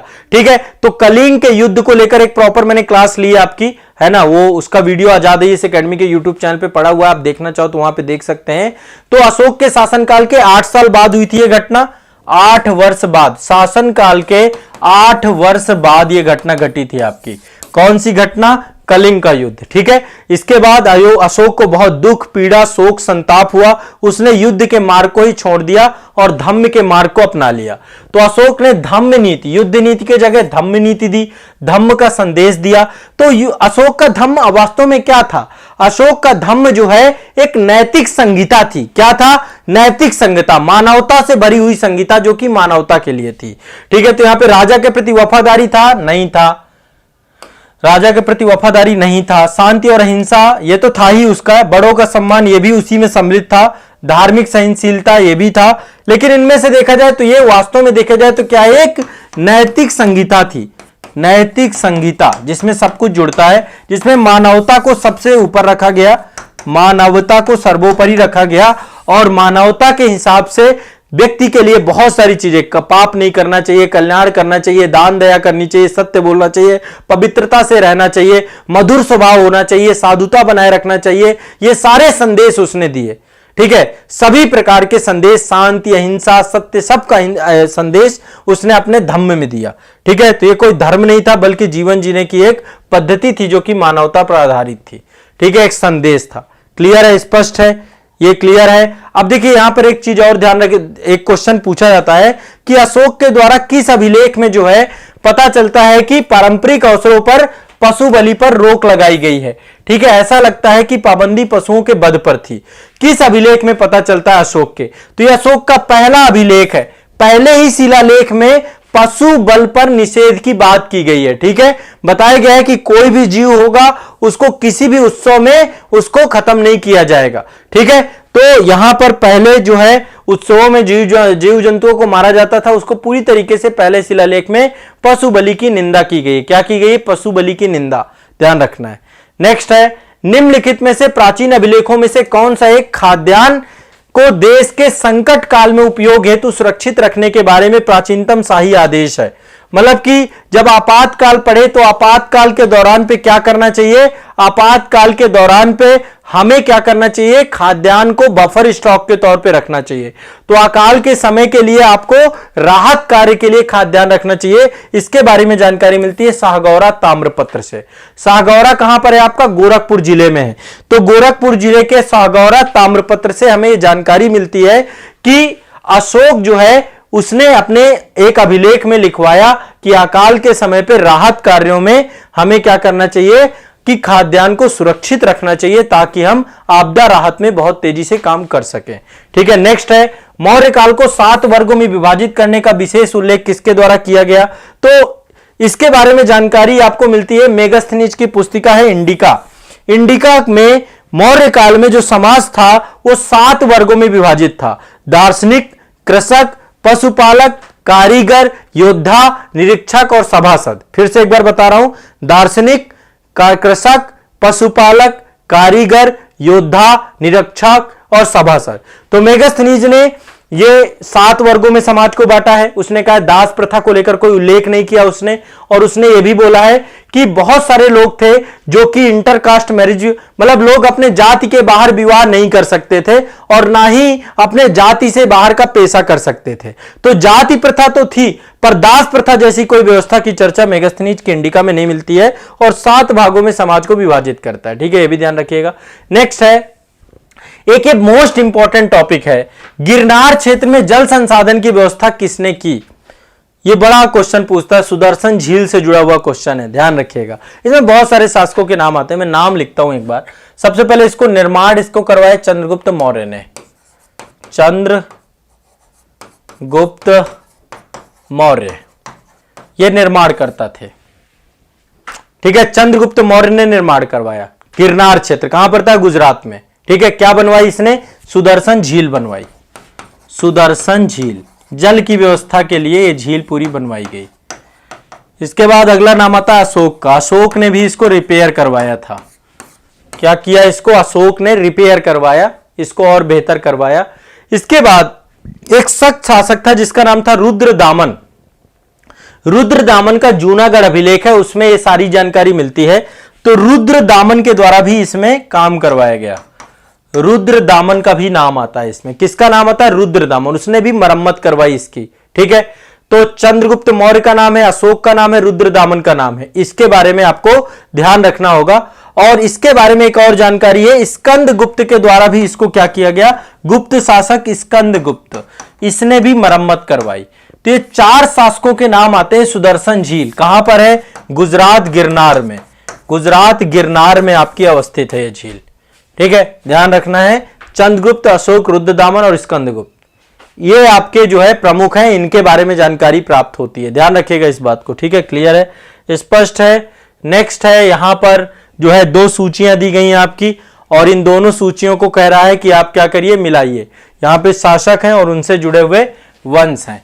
तो डेमेट्रियस किससे जुड़ा हुआ था? आपका हिंद यूनानी शासक था, इंडो ग्रीक शासक था आपका।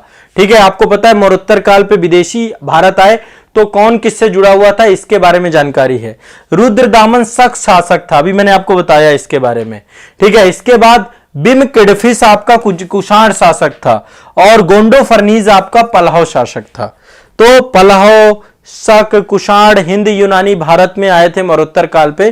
तो ये आपके शासकों के नाम हैं जो हमें पता होने चाहिए। ठीक है, डेमेट्रियस आपका क्या था, हिंद यूनानी शासक था। डेमेट्रियस हिंद यूनानी शासक, यानी ए का 3 सही है, तो इसका सी सही होगा, सी नंबर, सी सही होगा। नेक्स्ट है, इनमें से किसने सर्वप्रथम व्यापक पैमाने पर स्वर्ण मुद्रा का प्रचलन किया, मतलब सबसे पहले स्वर्ण मुद्रा सबसे ज्यादा किसके द्वारा चलाई गई। तो स्वर्ण मुद्रा को लेकर देखिए, सबसे पहली स्वर्ण मुद्रा तो हिंद यूनानियों के द्वारा चलाई गई, लेकिन सबसे ज्यादा स्वर्ण मुद्रा सबसे व्यापक पैमाने पर चलाने का काम किया बिमकिडफिस, ये कुषाण शासक है।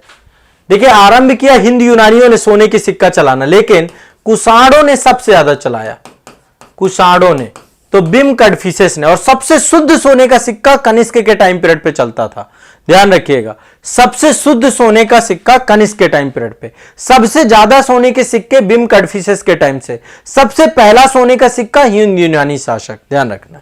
नेक्स्ट है, ये देखिए, शक संवत की बात आती है, विक्रम संवत की बात आती है, तो कहते हैं कि विक्रम संवत की स्थापना 57 बीसी में हुई थी।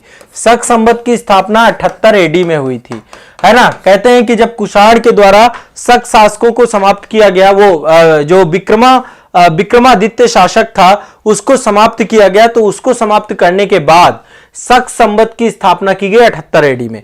तो जैसे ही आपका जो है कुषाण गद्दी पर बैठता है, राज्यरोहण करता है, 78 एडी में शक संवत की शुरुआत होती है। तो दोनों के बीच में डिफरेंस की बात करें कि दोनों के बीच में कितना डिफरेंस है, तो बहुत सिंपल सा है, बहुत ज्यादा सोचना नहीं इसको, है ना। इन दोनों के बीच में कितना डिफरेंस है, 135 वर्ष का। कितना डिफरेंस है, 135 वर्ष का डिफरेंस है, 135 वर्ष का डिफरेंस है। क्लियर है, स्पष्ट है विक्रम संवत को, है ना। 78 में 57 और जोड़ दीजिए तो 135 आएगा, 135 वर्षों का डिफरेंस है। तो अभी आपको ये ध्यान रखना है, यदि किसी भी वर्ष को शक संवत, जैसे 2023 है आपका, मार लीजिए 2023 को हमें शक संवत में कन्वर्ट करना है, तो जोड़ देना है इसमें 57 और जोड़ दीजिए, 57 जोड़ देंगे, ये हो जाएगा 0, यहां पे ये हो जाएगा 2080 शक संवत के हिसाब से चल रहा है आपका। क्या चल रहा है, 2080 शक संवत अभी। ठीक है, तो इस तरीके से आपको देखना है, एक पूछा जाता है, कई बार पूछा गया है, कितने वर्ष का अंतर है, 135 वर्ष का। नेक्स्ट है, पुष्यमित्र शुंग द्वारा 2 अश्वमेध यज्ञ किए जाने के बारे में जानकारी कहां से मिलती है, कि पुष्यमित्र शुंग वंश का शासक था ये। ठीक है, और इसका एक अयोध्या अभिलेख बड़ा फेमस है, अयोध्या अभिलेख बड़ा फेमस है। पुष्यमित्र संघ के अयोध्या अभिलेख से पता चलता है, ये पहले तो अंतिम जो आपका मौर्य शासक था बृहदत्त, बृहदत्त का सेनापति था। 184 एडी में इसने बृहदत्त की हत्या कर दी, शुंग वंश की स्थापना की। बृहदत्त की हत्या कब कर दी, 184 एडी में। ठीक है, और अयोध्या लेख से पता चलता है कि इसने 2 अश्वमेध यज्ञ करवाए, 2 अश्वमेध यज्ञ करवाए। नेक्स्ट है, फिर यहां पे क्वेश्चन है, शुंग वंश के बाद भारत में किस वंश का शासन हुआ, तो शुंग के बाद जो है भारत में किस वंश के शासकों के द्वारा शासन किया गया, तो शुंग वंश के बाद भारत में शासन करने वाले जो थे वो थे कण्व शासक। कौन थे, कण्व शासक, कण्व वंश के शासक। ठीक है, कण्व वंश के शासक शुंग वंश के बाद आए। मौर्यों के बाद दक्षिण भारत में सबसे शक्तिशाली राज्य कौन सा था, सातवाहन राज्य। सातवाहन राज्य मौर्यों के बाद सबसे शक्तिशाली राज्य के तौर पे था। ठीक है, सबसे प्रभावशाली राज्यों के तौर पे सातवाहन थे। ठीक है, इसके संस्थापक शासक का नाम है सिंधुक या सिमुक। सिमुक के द्वारा इस वंश की स्थापना की गई। गौतम पुत्र सतकर्णी, वशिष्ठी पुत्र पुलमामी, ये सारे के सारे शासक थे। ठीक है, ध्यान रखिएगा। तो कर्ण वंश का अंतिम शासक था सुशर्मा, उसको समाप्त करके सातवाहन वंश की स्थापना दक्षिण भारत में सिमुक के द्वारा की गई। ठीक है, यह भी आपको ध्यान रखना है, स्पष्ट है। यहां पे कूट दिए गए हैं आपके, और लिखा गया है कि नीचे दिए गए कूटों के बारे में बताइए भाई कौन किससे जुड़े हुए हैं। अब देख रहे हो बहुत फास्ट चल रहे हैं हम लोग। ठीक है, फास्ट से सब रिवीजन है, रिवीजन इसी तरीके से करवाना होगा। आप लोग इत्मीनान से बस एक बार सुनते जाओ, चीजें हो जाएंगी। गंधार कला कुषाण से जुड़ी हुई है, कुषाणों के टाइम पीरियड पे गंधार मथुरा कला, ये मूर्ति कला से जुड़ी हुई कला है। जूनागढ़ अभिलेख मैंने अभी बताया रुद्रदामन से जुड़ा हुआ है, मिलिंद पन्हो मीनांडर से जुड़ा हुआ है, और तक्षशिला ये पातिक से जुड़ा हुआ है। तक्षशिला शिलालेख आपका पथिक से जुड़ा हुआ है। ठीक है, तो ये आपको रफली याद आ जाएंगे, कोई दिक्कत नहीं है, सिंपल सा है। देखिए अफगानिस्तान में एक साइट थी बमियान, सन 2000 में इसको तालिबान ने के द्वारा उड़ा दिया गया। तो यहां पर एक बहुत बड़ी बुद्ध की प्रतिमा थी, है ना, बुद्ध की प्रतिमा थी, और तालिबानियों ने, यूनेस्को का विश्व धरोहर स्थल था, तो इसको जो है तालिबान वालों ने उड़ा दिया। ठीक है, ये साइट को ध्यान रखिएगा। बमियान की पहाड़ियां थी, उनको काट करके पूरी की पूरी बड़ी सी साइट बनाई गई थी। तो अफगानिस्तान में तालिबान शासन के द्वारा इस प्रतिमा को नष्ट कर दिया गया। नेक्स्ट है खारवेल राजा, नाम कहां से जुड़ा हुआ है? तो खारवेल राजा जो आपका है, इसका नाम जुड़ा हुआ है हाथी गुफा अभिलेख से। कहां से जुड़ा हुआ है? हाथी गुफा अभिलेख के द्वारा। चेदी वंश का शासक है आपका खारवेल का, किस वंश का? चेदी वंश का शासक है। उड़ीसा वाले क्षेत्र में इसका राज्य था। भुवनेश्वर वाले क्षेत्र में उदयगुरी की पहाड़ियों के पास हाथी गुफा अभिलेख इसने बनाया है। इस अभिलेख में खारवेल के इतिहास के बारे में जानकारी मिलता है। और खारवेल शासक जो था यह जैन धर्म से जुड़ा हुआ था। किससे? जैन धर्म के साथ जुड़ा हुआ था, जैन धर्म को संरक्षण दे रहा था।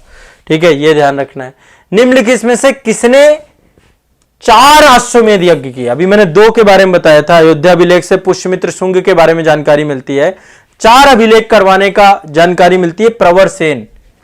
ठीक है, प्रवर सेन प्रथम के द्वारा 4 अश्वमेध यज्ञ करवाए गए। कौन था ये? वाकाटक वंश का शासक था। किस वंश का था? वाकाटक वंश का शासक। वाकाटक वंश का शासक था आपका। ठीक है, वाकाटक वंश का शासक था प्रवर सेन। तो इसने जो है आपके 4 अश्वमेध यज्ञों का संपादन किया, वैदिक यज्ञ भी करवाए। प्रवर सेन जो है आपका ये, इसके द्वारा एक पुस्तक भी लिखी गई थी, सेतु बंधु। सेतु बंधु, ठीक है, ये पुस्तक इसके द्वारा लिखी गई, सेतु बंधु। ठीक है, ध्यान रखना है। भारत का नेपोलियन किसे कहा जाता है? रटा रटाया क्वेश्चन है। समुद्रगुप्त को भारत का नेपोलियन कहा जाता है। इसने दक्षिण भारत के पूरे क्षेत्रों को विजय किया।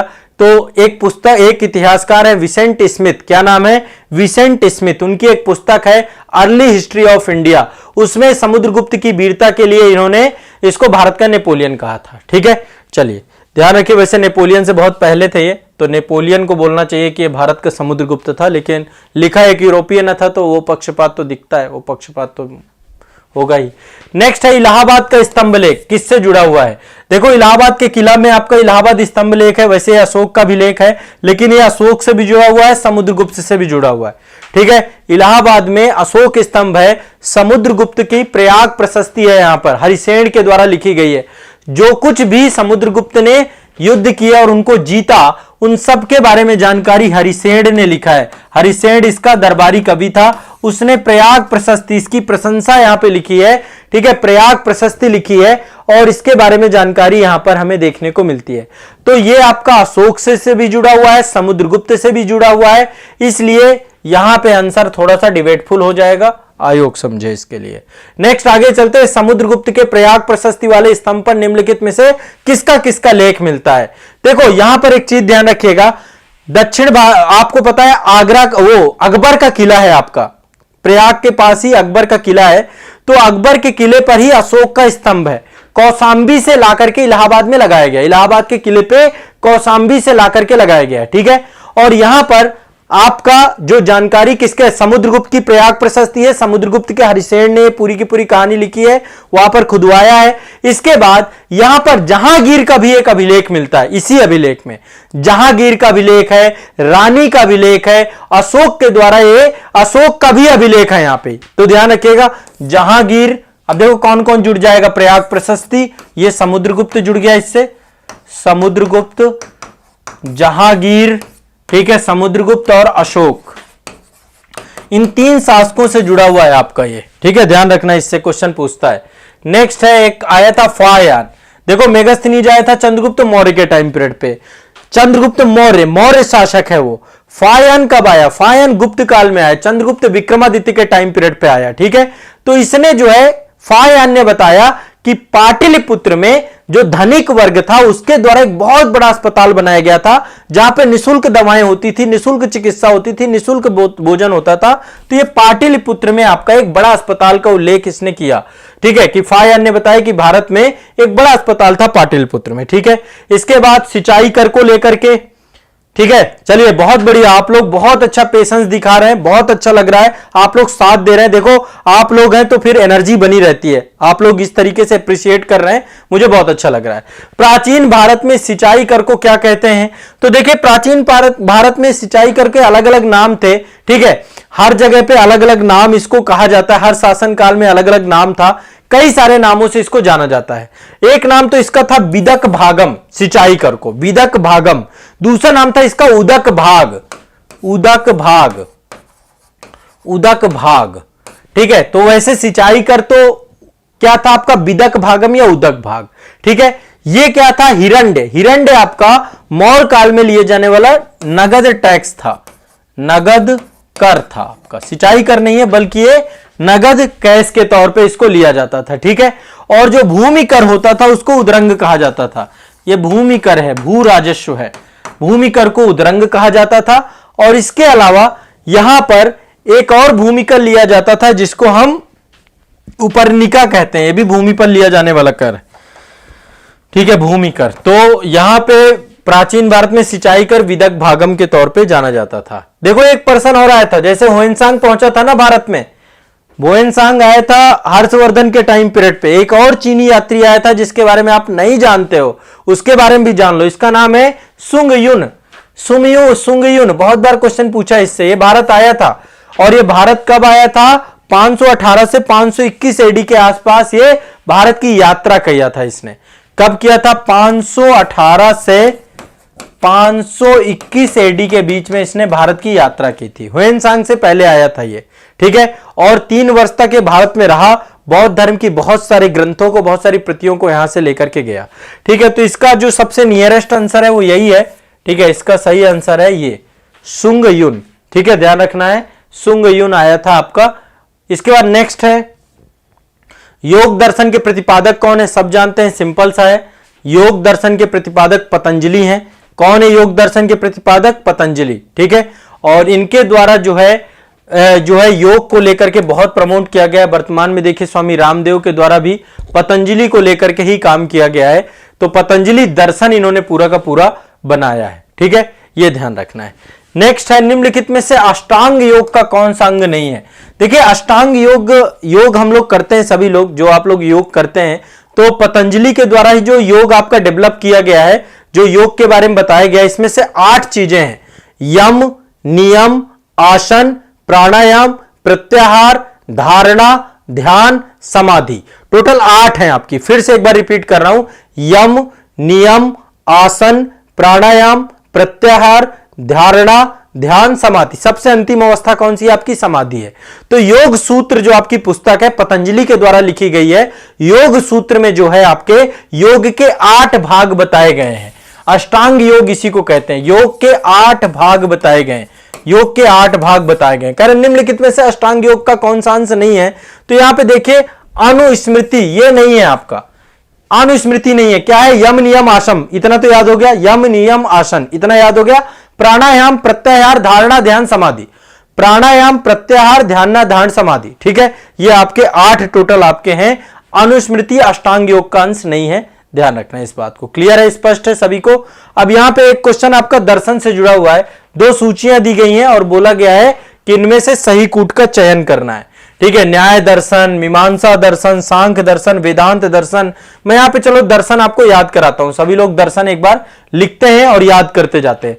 न्याय दर्शन आपका किससे जुड़ा हुआ है, दिमाग में बैठाना है, गौतम ऋषि से, न्याय से जुड़े हुए गौतम, न्याय से गौतम, हमेशा के लिए याद कर लेना है इसको, न्याय से जुड़े हुए गौतम।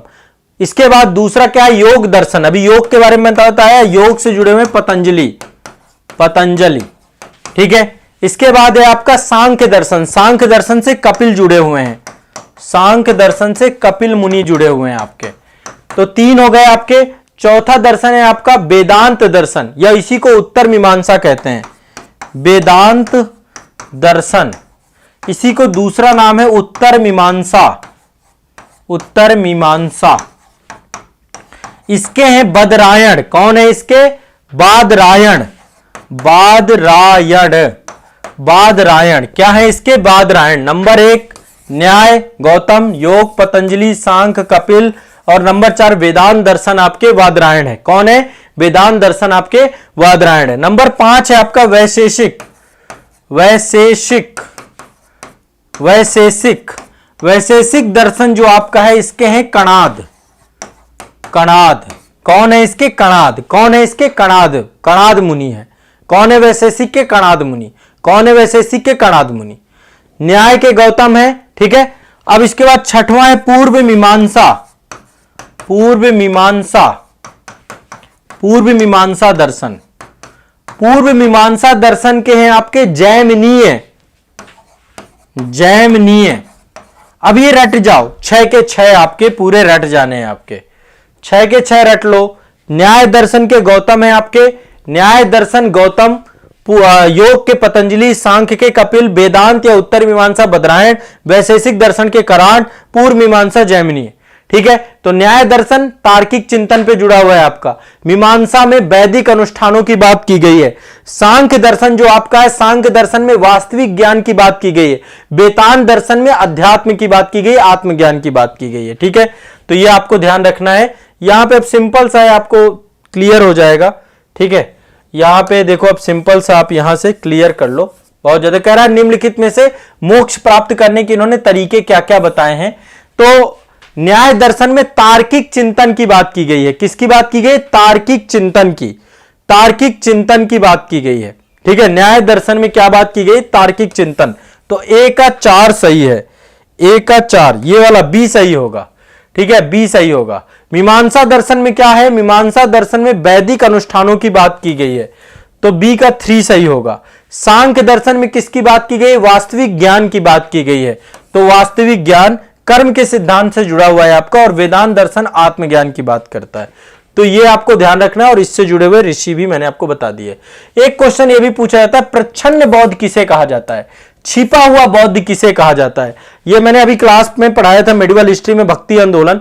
तो भक्ति आंदोलन मैंने आपको बताया था कि शंकराचार्य जो अद्वैतवाद के प्रणेता थे, उनको जो है प्रच्छन्न बौद्ध कहा जाता है, छिपा हुआ बौद्ध कहा जाता है। तो प्रच्छन्न बौद्ध किसे कहते हैं? हम शंकराचार्य को। इससे भी प्रश्न पूछा जा सकता है।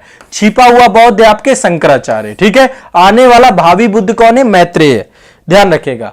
ह्वेनसांग किसके शासनकाल में आया था? यह भी आपको मैंने अभी बताया था। सम्राट हर्ष के शासनकाल में ह्वेनसांग भारत में आया। इसकी एक पुस्तक है जिसका नाम है सी यू की।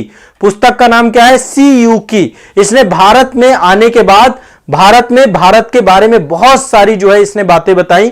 भारत के बारे में इसने यहां पे नालंदा विश्वविद्यालय में भी इसने अध्ययन प्राप्त किया काफी समय पर। ठीक है, तो महात्मा बुद्ध के बहुत सारे स्थानों पे गया। भारत में इसने बौद्ध धर्म की शिक्षा प्राप्त की, और इसने एक भारत के यात्रा वृत्तांत पे जो एक पुस्तक लिखी, उसका नाम है सी यू की। सी यू की, सी यू की। ठीक है, फायान ने जो पुस्तक लिखी थी उसका नाम था फो क्यों की। फायान की पुस्तक थी फो क्यों की। फायान चंद्रगुप्त के टाइम पे आया था। इसकी पुस्तक है आपकी हर्षवर्धन की सी यू की। ठीक है, इसकी ध्यान रखना, सी यू की। नेक्स्ट है, निम्नलिखित कथनों में से कौन सा 8वीं शताब्दी के संत शंकराचार्य के बारे में सही नहीं है? कह रहा है इनके बारे में कौन सी बात सही नहीं है। तो अब देखो, शंकराचार्य का जो दर्शन था आपका, उस दर्शन का नाम क्या था? अद्वैतवाद। ठीक है, शंकराचार्य ने अद्वैत के नाम से दर्शन दिया था। तो उन्होंने भारत के विभिन्न क्षेत्रों में 4 धाम स्थापित किए, ये कथन सही है। 4 मठ इन्होंने बनाए हैं। चारों मठों के बारे में एक बार नाम मैं आपको बता देता हूं। एक तो श्रृंगेरी मठ बनाया। श्रृंगेरी मठ कर्नाटक में है आपका, दक्षिण भारत में। ठीक है, श्रृंगेरी मठ कर्नाटक में है। द्वारका गुजरात में है। द्वारका पश्चिम, ये गुजरात में है, पश्चिम वाले क्षेत्र में। इसको कुछ इस तरीके से देख लेते हैं, ऐसे देख लेते हैं, नॉर्थ, वेस्ट, ईस्ट, साउथ। यहां पे तो श्रृंगेरी है आपका कर्नाटक में। वैसे ये चारों धाम के अंतर्गत नहीं आता है, बट एक पीठ बनाया था इन्होंने। ठीक है, यहां पे द्वारका है, द्वारका। यहां पे आपका पुरी है। ठीक है, जो जगन्नाथपुरी है उड़ीसा में, वही है आपका। और ऊपर जो आपका उत्तर में जोशी मठ बनाया इन्होंने, ज्योतिर्मठ या जोशी मठ, जोशी मठ या ज्योतिर्मठ, यह आपका उत्तराखंड में है।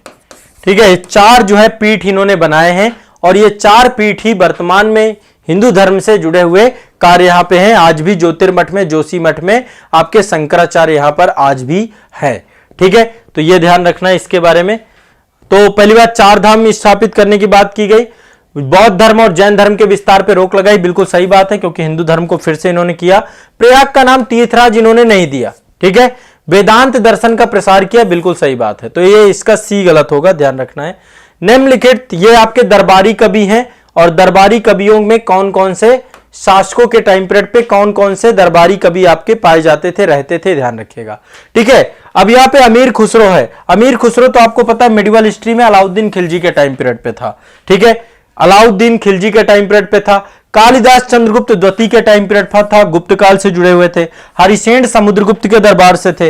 वाणभद्र हर्षवर्धन के दरबार से थे। तो ये आपको पता होनी चाहिए, कालिदास गुप्त वंश में थे, हरिसेन आपके गुप्त वंश में, समुद्रगुप्त, बाणभद्र वर्धन वंश या फिर पुष्यभूति वंश, अमीर खुसरो अलाउद्दीन, ठीक है। तो सिंपल सा 1 का 4, अब 1 के 4 में 2 हैं आपके, तो 1 के 4 में 2 हैं, तो दूसरा आपका क्या है, बी का 1, तो बी का 1, ये बी सही होगा इसका सही आंसर।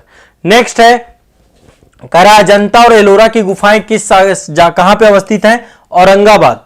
कहां पे अवस्थित है, औरंगाबाद, महाराष्ट्र में, ठीक है। अजंता और एलोरा गुफाएं महाराष्ट्र में अवस्थित है, औरंगाबाद में। पहाड़ों को राष्ट्रकूट शासकों के द्वारा बनवाया गया है, पहाड़ों को खोद करके गुफाओं का निर्माण करवाया गया है, और इनका निर्माण करवाया है राष्ट्रकूट नरेश कृष्ण प्रथम ने, कृष्ण प्रथम ने, राष्ट्रकूट शासक कृष्ण प्रथम के द्वारा ये बनवाई गई हैं, ध्यान रखिएगा। और यहां पर एलोरा में एक कैलाश मंदिर बनवाया गया है, पहाड़ को काट करके मंदिर बनवाया गया है, उसको बनवाना चाहिए, भारत का विश्व का अजूबा बनाना चाहिए, पर अभी तक उसको दर्जा मिला नहीं है। बहुत ही शानदार और कृष्ण प्रथम के द्वारा बनाया गया है। अब यहां पे अगला है, कह रहा है कि नागर, द्रविड़ और बेशर ये क्या है आपकी, नागर, द्रविड़ और बेशर क्या है, मंदिर वास्तुकला की शैलियां हैं। देखिए, गंधार, मथुरा और अमरावती मूर्ति कला की शैलियां हैं, नागर, बेशर और द्रविड़ आपकी मंदिर स्थापत्य की शैली है, मंदिर स्थापत्य कला से जुड़ी हुई है, ध्यान रखना है, ठीक है। नेक्स्ट है, 9वीं शताब्दी में चोल साम्राज्य की नींव किसने डाली, तो चोल साम्राज्य की नींव डाली है आपकी, अभी देखिए एक मूवी आई हुई है, बड़ा चर्चा में बनी हुई है, पुन्नी सेल्वम, है ना, आप देखेंगे पुण्य सेल्वम, PS1 PS2 करके मूवी आई है, दूसरा पार्ट आया उसका पुण्य सेल्वम का, वो चोल साम्राज्य पे बनी हुई है, सुंदर चोल के शासनकाल के टाइम पीरियड को दिखाया गया है, और उसी का एक बेटा था आपका पुण्य सेल्वम, जिसका नाम बाद में राजराज प्रथम पड़ा, और राजराज प्रथम के बाद जो है पूरा का पूरा करिकाल भी एक बेटा था, और दूसरा आपका राजराज प्रथम था। तो राजराज प्रथम जो चोल साम्राज्य में सबसे प्रतापी शासक था, ठीक है, तो उसकी पूरी कहानी है, उसी का नाम पुण्य सेल्वम उसी को कहा जाता है। मान लो एक क्वेश्चन पूछ लेता है कि पुण्य सेल्वम किसका नाम था, राजराज प्रथम का, चोल शासक का, ठीक है। तो चोल साम्राज्य की स्थापना किसने की, तो चोल साम्राज्य की स्थापना विजयालय के द्वारा की गई, किसके द्वारा, विजयालय के द्वारा चोल साम्राज्य की स्थापना की गई, किसके द्वारा, विजयालय के द्वारा चोल साम्राज्य की स्थापना की गई।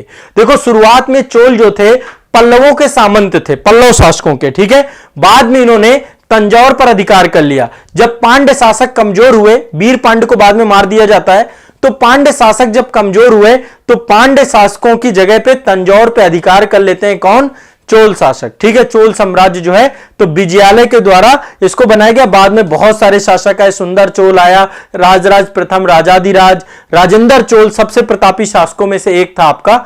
तो ये आपके कुछ प्रमुख प्रश्न थे प्राचीन भारत के इतिहास से जुड़े हुए। इतने प्रश्नों को मैंने अभी संकलित आपके किया है, काफी सारे टॉपिक यहां पर मैंने आप सभी को रिवाइज कराने का प्रयास किया है। आप सभी सिंपल और आसान ये सारे टॉपिक आप सभी के यदि एग्जाम हॉल पे आएंगे, इनसे क्वेश्चन पूछे जाएंगे। ये वे टॉपिक थे जिन टॉपिक से बारंबारता ज्यादा होती है, तो प्राचीन भारत का इतिहास आप बेहतर तरीके से परफॉर्म कर पाएंगे। तो ये आपके इतिहास के महारिवीजन का, प्राचीन भारत के इतिहास के महारिवीजन की सीरीज है।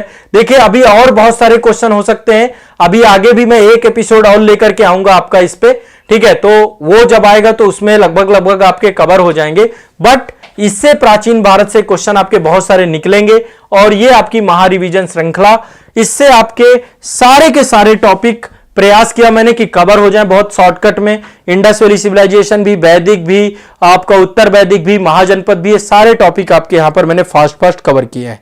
तो आज के सेशन में इतना ही रखेंगे। आप सभी लोग इस सेशन में साथ बने रहे अंत तक, इसके लिए मैं आप सभी का बहुत बहुत शुक्रगुजार हूं। और आपको मैंने थोड़ा सा गति के साथ पढ़ाया है, क्योंकि गति बहुत जरूरी थी। स्पीड जितनी ज्यादा रखेंगे, टाइम हमारा बचेगा। टाइम हमारे लिए सबसे इंपॉर्टेंट है, सबसे बड़ी पूंजी है, सबसे बड़ी कैपिटल है।